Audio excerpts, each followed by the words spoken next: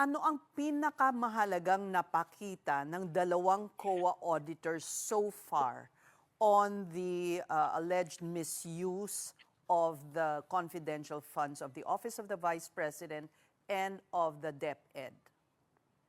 Well, ang mahalaga dito ay naipag-connect nila yung withdraw sa yung paggamit ng hindi ito small time na paggamit. Tens and hundreds of millions ang nagamit.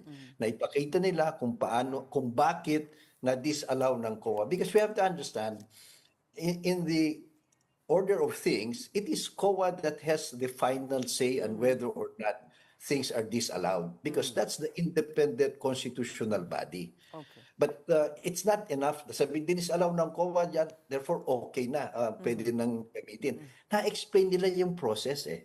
So I think that's very important para maintindihan ng taong bayan. Pangalawa, the laws and the rules involved para hindi na naman na masabi na baka nagsisinungaling mga ito, nag-exaggerate, o kaya politically motivated. You cannot claim those things with respect to COA because the testimonies of the two witnesses from COA is not about their personal findings. Yung report na yan, that's a report of the agency that has been approved by the commission and bank. Na ito, na-deny, motion for reconsideration na lang ito eh. So, Yeah. the chances na i-reverse nila ang sarili nila, very slim. Okay. Pangalawa, kahit tatakbo sa Supreme Court, hindi rin niya, very slim din yan because certiorari yan. Eh. Meron namang pinagdaan ng proseso at merong sufficient batas. Alright. Ayan.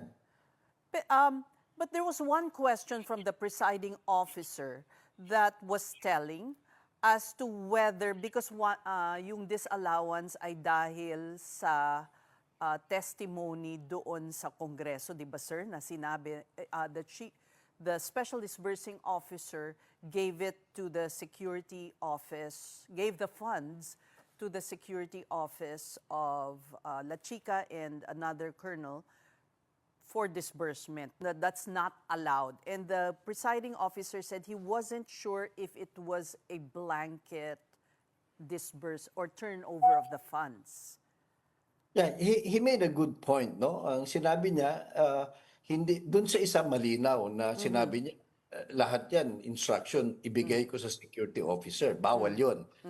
Pero doon sa pangalawa, sabi niya, mukhang hindi malinaw na lahat.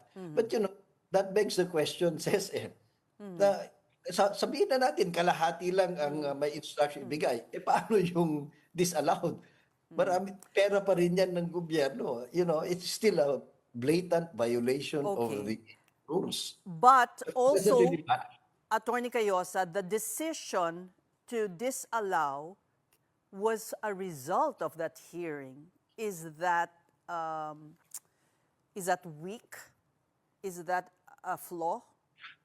Kasi sinasabi ng defense, they were saying there's a process and parang hindi kasali ito. Base lang yun sa pagrinig niya dun sa hearing. Well, alam mo yung narrative na yan na kung wala dun sa COA Circular 2015-01, hindi pwede. Mali yun, says Mali ba Because, yun? of course, Parang if you're confining yourself only to those to the guidelines in the joint circular, parang masyado namang confining. Yes, parang may blinders ang COA and that's not the intention. Ang Narinig basic mo na nga no pinagbawal, di ba? Sa bagay. Yeah, as a responsible COA auditor or Right. COA official, Okay. any information, reliable information, ito kasi under oath, sinabi mismo ng mga special disbursing officers. So, you can believe that because Alright. this is not chismis. It's in a formal hearing. It's Right. under oath. That's So true. it's well within their right and responsibility to also include that in their evaluation. Okay.